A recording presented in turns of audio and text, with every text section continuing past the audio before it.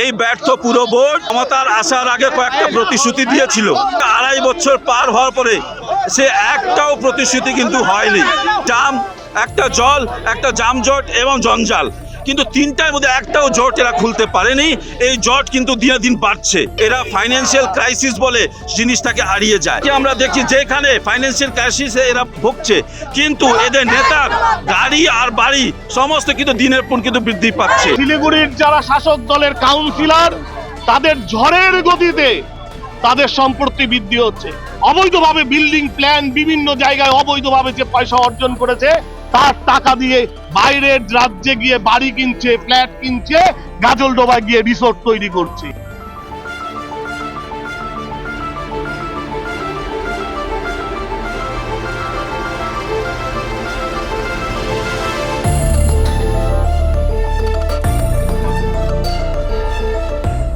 भाजपा ने कई मांगों को लेकर सिलीगुड़ी नगर निगम का घेराव कर विरोध प्रदर्शन किया है। भाजपा के सिलीगुड़ी सांगठनिक जिले की तरफ से शुक्रवार को नगर निगम अभियान किया गया।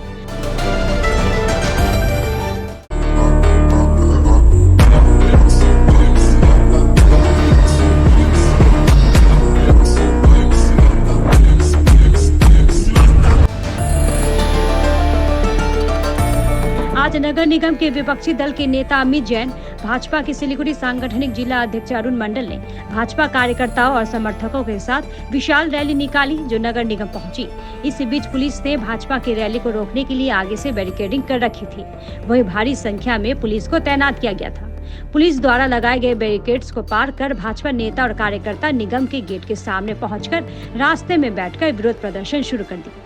भाजपा ने आरोप लगाते हुए कहा कि नगर निगम के पास सिलीगुड़ी के विकास के लिए रुपए नहीं है, लेकिन डिप्टी मेयर सहित सत्तारूढ़ दल के नेताओं की संपत्ति बढ़ती जा रही है। सिलीगुड़ी में अतिक्रमण अभियान के बाद भी स्थापित लोगों को वैकल्पिक व्यवस्था नहीं किया जा रहा। इन सभी मुद्दों को लेकर नगर निगम अभियान में शामिल हुए हैं। नगर निगम के विपक्षी दल के नेता अमित जैन ने कहा कि सिलीगुड़ी नगर निगम लोगों को सेवाएं प्रदान करने में विफल है। विकास के मुद्दे पर बात करने पर निगम वित्तीय संकट की बात कहकर टाल देते हैं। उनका आरोप है कि नगर निगम के पास रुपए नहीं है, लेकिन उनके नेताओं के मकान और वाहनों की संख्या बढ़ती जा रही है। আজকে আমাদের এই কর্মসূচি এই ব্যর্থ পুরো বোর্ডের বিরুদ্ধে।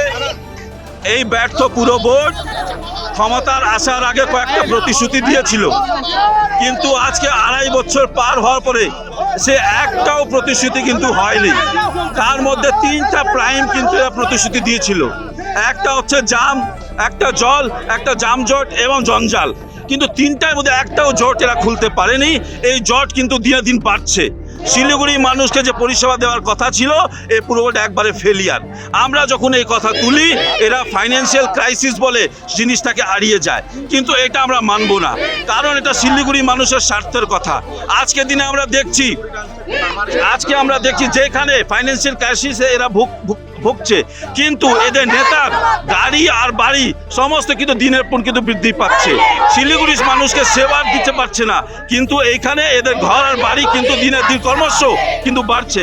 এই জন্যই আমরা আজকে প্রতিবাদ, আমাদের পরিষ্কার বক্তব্য, এরা শিলিগুড়ি শহরকে কিন্তু সাজাতে পারছে না, কিন্তু নিজের বাড়ি আর ঘর কিন্তু খুব ভালো মতো সাজাচ্ছে। এদের বাচ্চারা বিদেশে গিয়ে পড়াশোনা করছে, কিন্তু শিলিগুড়ির মানুষকে কিন্তু ডেঙ্গি আক্রান্ত করে কিন্তু আজকে দিন পরিষেবা দিতে পারছে না। ফলস্বরূপ অনেক মানুষ, ছোট্ট বাচ্চারা কিন্তু ডেঙ্গি আক্রান্ত হয়ে মারা যাচ্ছেন।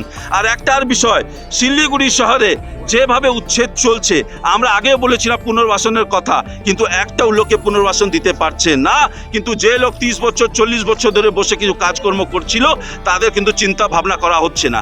আমরা প্রাইম অপোজিশন হিসাবে আজকে দাবি রাখছি, শিলিগুড়ি মানুষকে কোনোভাবেই আজকে আক্রান্ত করা যাবে না, তাদেরকে উচ্ছেদ করলে পুনর্বাসন দিতে হবে। কারণ যারা এখানে বসিয়েছিল লেফট ফ্রন্ট, তারাও কিছু বলছে না, কারণ তারা ইন্ডি জোটে চলে গেছে, ফলে শুধু চুপচাপ বসে আছে। এটা আমরা কোনো মতে মানছি না। আজকে দিনে এ পুরো বোর্ড একবারে ব্যর্থ। মেয়র যে ভাওতাবাজি দিচ্ছে, বেশি দিন চলতে পারে না। আজকে 3 নম্বর ওয়ার্ডে আজকে 2 সপ্তাহ পার কোনো লোকে পুনর্বাসন দেওয়া হয়নি।